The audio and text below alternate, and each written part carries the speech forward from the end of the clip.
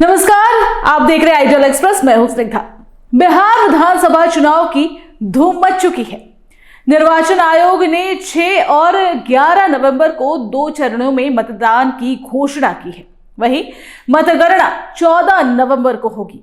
कुल 243 सीटों पर एनडीए यानी बीजेपी, जेडीयू, एलजेपी आदि और महागठबंधन पर आरजेडी, कांग्रेस, लेफ्ट आदि के बीच कांटे की टक्कर देखने को मिल रही है।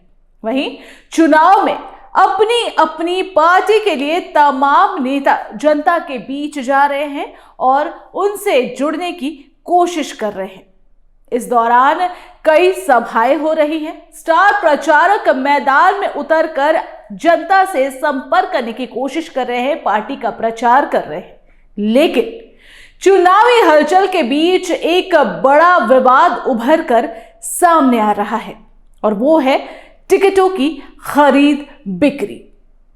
कई पार्टियों पर आरोप लग रहे हैं कि वो टिकटों को लाखों करोड़ों रुपए में बेच रहे हैं, जिससे आंतरिक कलह बढ़ गई है।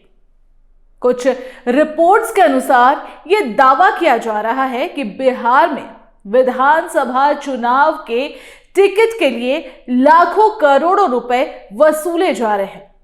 कुछ मामले में 6 करोड़ रुपए तक की डील तक की बात सामने आई है।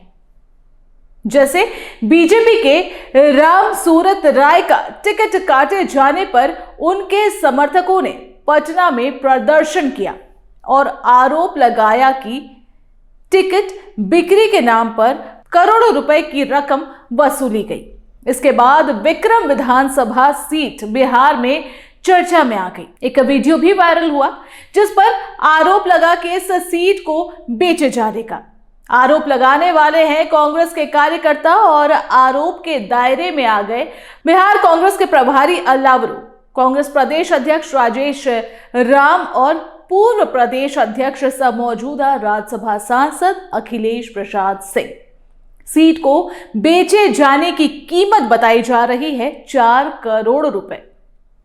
तीसरा मामला बरहरा सीट से पूर्व राजद विधायक सरोज यादव ने टिकट से वंचित उन्हें किए जाने के बाद पार्टी के नेतृत्व पर गंभीर आरोप लगाया और दावा किया कि उनसे 3 करोड़ रुपए की मांग की गई थी और साथ ही यह भी कहा कि क्योंकि उनके पास इतने पैसे नहीं थे तो राजद ने यह सीट के लिए जिसे टिकट दिया उससे पार्टी ने 5 करोड़ रुपए लिए। राजद में टिकट की बिक्री का आरोप 42 नंबर के बंगले का जिक्र किया गया। जी हां, सरोज यादव ने आरोप लगाया कि पटना के चर्चित 42 नंबर बंगले में राजद के टिकट खुलेआम खरीद फरोख्त हो रही है। इसके अलावा जो खबरों के माध्यम से पार्टियों पर आरोप लग रहे हैं, अगर हम उनकी बात करें तो जदयू 101 सीटों पर 57 उम्मीदवार घोषित कर चुके हैं।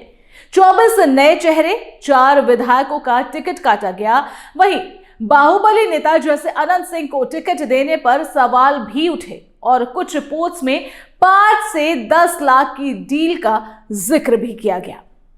दूसरी अगर हम बात करें तो बीजेपी भी एनडीए के साथ 101 सीट पर चुनाव लड़ रही है, जिसमें 18 विधायकों को दोबारा टिकट मिला।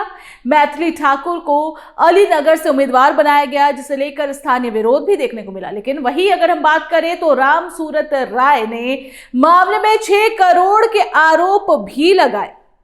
इधर अगर हम बात करें अब जातीय समीकरण की तो जदयू के टिकट वितरण में सोशल इंजीनियरिंग का ध्यान रखा गया है। पिछड़ों और अति पिछड़ों को आधे से ज्यादा टिकट, लेकिन मुस्लिम को सिर्फ 4 टिकट, जो पिछले चुनाव से कम है। यह नीतीश कुमार की रणनीति का हिस्सा मालूम होता है। अब अगर हम बात करें जनता के बीच इस चीज को लेकर क्या रिएक्शंस आ रहे हैं, उनके गुस्से की, तो सोशल मीडिया पर लोग कह रहे हैं जो करोड़ों में टिकट खरीदेगा वो जनता के बजाय अपना फायदा देखेगा। भ्रष्टाचार रोकने के वादे खोखले साबित हो रहे हैं। हालांकि टिकट की खरीद बिक्री पर चुनाव आयोग ने अब तक कोई बड़ी कार्रवाई नहीं की है, या ये कहे कि चुनाव आयोग की कोई बड़ी कार्रवाई की बात जो है वो सामने नहीं आ रही है। वैसे जो भी हो, ये विवाद चुनाव को और रोचक बना रहा है। बिहार विधानसभा चुनाव इस मामले पर और रोचक बनते जा रही है, लेकिन लोकतंत्र के लिए ये बातें काफी शर्मनाक भी है। इसी के साथ इस कार्यक्रम में दीजिए इजाजत। नमस्कार।